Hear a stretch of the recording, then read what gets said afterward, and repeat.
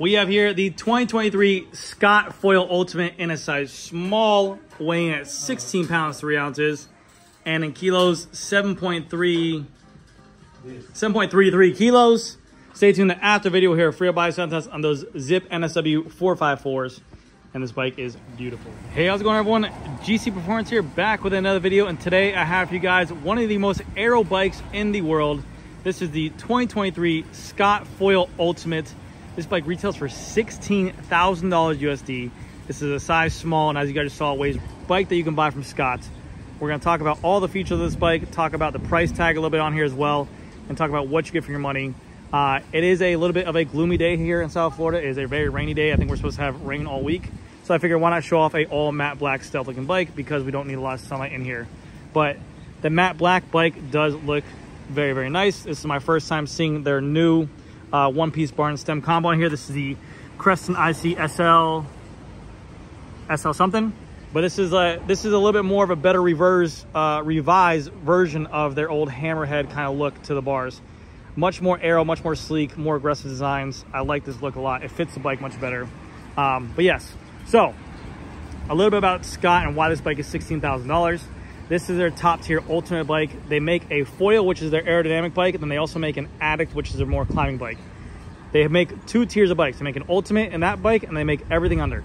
The main difference of why these bikes are 16 grand and all the other bikes underneath it are 10 grand is the next closest model, is because this is made out of their top tier carbon. This is their HMX SL. That's the biggest thing to understand, their SL, which probably stands for super light. But every other foil underneath this model goes with just the HMX carbon. What that means, it's just gonna be a little bit lighter, maybe a little bit faster, stiffer. Everything that you get on a bike, this is the top tier of what you can get. This is the best resin, this is the best mold, this is the best weave you can get of a carbon fiber in here. The next tier down from this Foil Ultimate is going to be $10,000, or I believe $10,500, which is going to be the Scott Foil Pro, which is going to still come with a top tier group set, but the wheels a little bit cheaper. But it's a Dura-Ace group set with the Dura-Ace wheels. That's 10 grand. Does this SL carbon warrant a $6,000 or a $5,000 price point increase? That's for you guys to judge.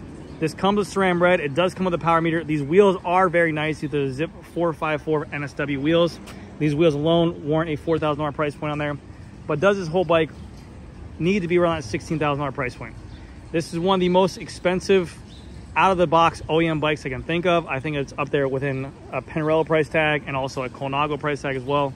But yeah, I mean, this is their newest design of the bike. This is my first time seeing this bike in person.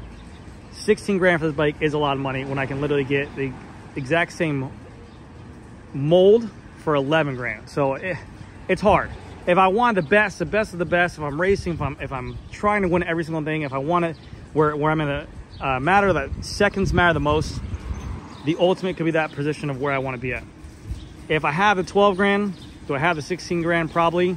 Do I have either the amount of those monies? No, I do not. So that's for the person buying this bike who needs a judge. One thing I can say is this bike does come in a very nice color. The bike does come spec with top tier wheels like the Zipp 454s. They're a hookless option, but I would rather have a different wheel stand there of my choosing.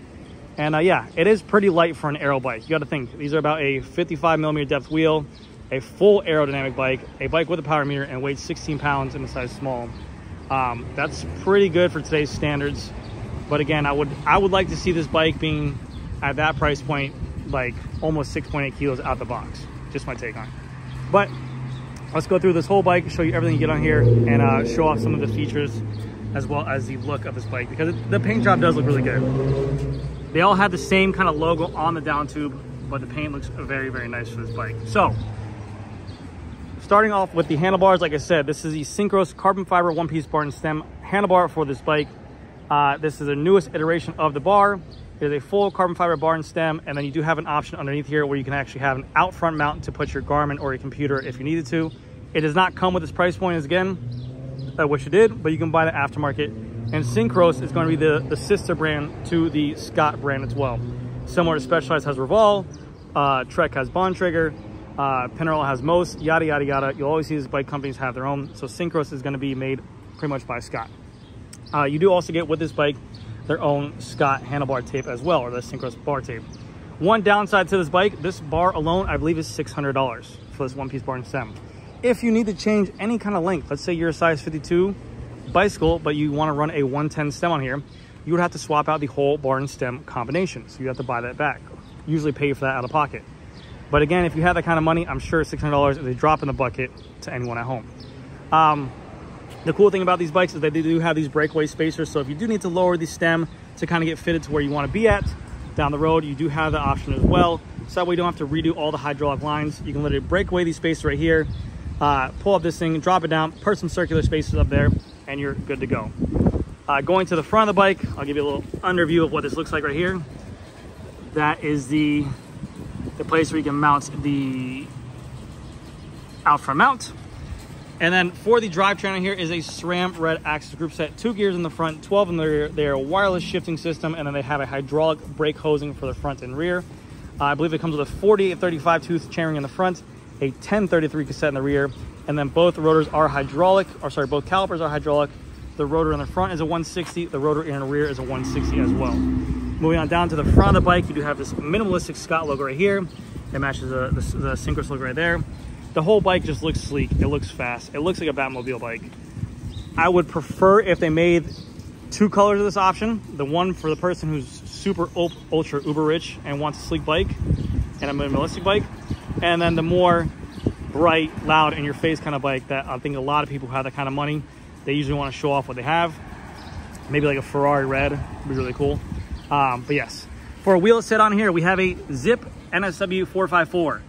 These have the kind of sawtooth shape in the rims.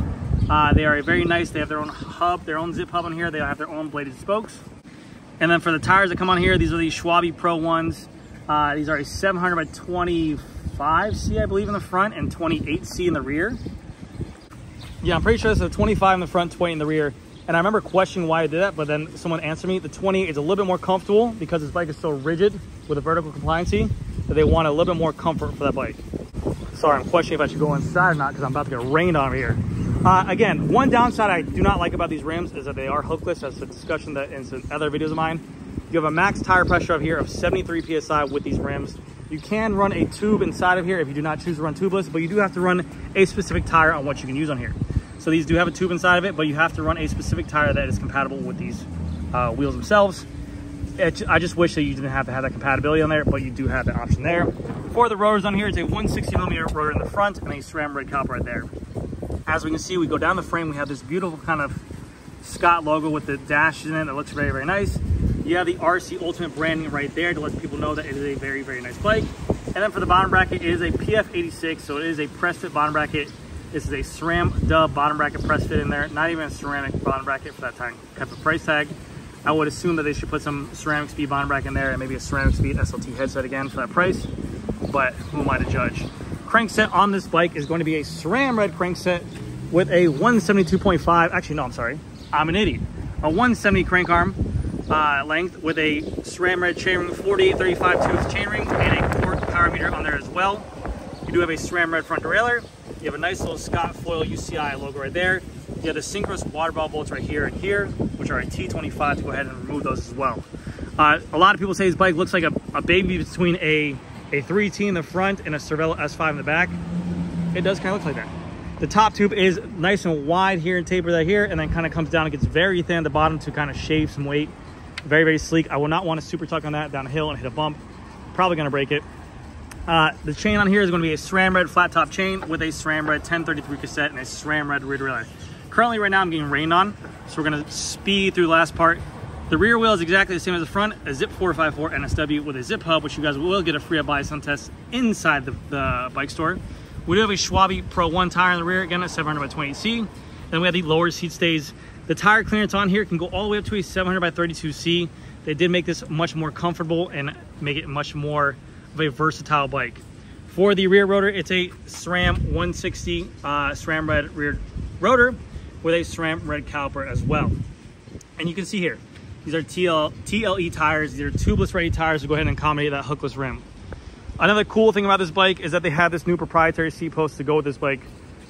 I believe it is a 15 mil setback. We have a proprietary seat clamp right here. This piece right here actually pops out like so. You can run Scott Synchros' own proprietary light that they sell. So you take this one out, put it here. With this kind of cutout as well, this does add some dampening to the seat post to give it the rider a little bit more comfort. This is just basically like a cover up right here, but that proprietary light does look very clean on there. The one thing I could say is that when you do run a saddlebag, which I don't know why you run a saddlebag on this bike, when you clamp it here and put it here, it does block that light a little bit. This piece of the seat is also comes apart, so this piece, and this piece are all separate. So that is a 3-piece seat post to make it a little bit more compliant. You do have a Syncros Belcara saddle with a carbon fiber rail, carbon fiber body saddle. And yes, that is my video for today. This is the Scott Foil RC Ultimate $16,000 bike in a size small, weighing right around 16 pounds, 6 ounces. Does this bike warrant the price tag of $16,000? You guys let me know in the comment section below. I'm gonna get out of the rain. I'll see you guys next video. All right, guys, I'm gonna get a Freya body sound test of the Zipp 454 Freya body right now. Here we go. Don't worry about that disc brake rub. Rub is racing.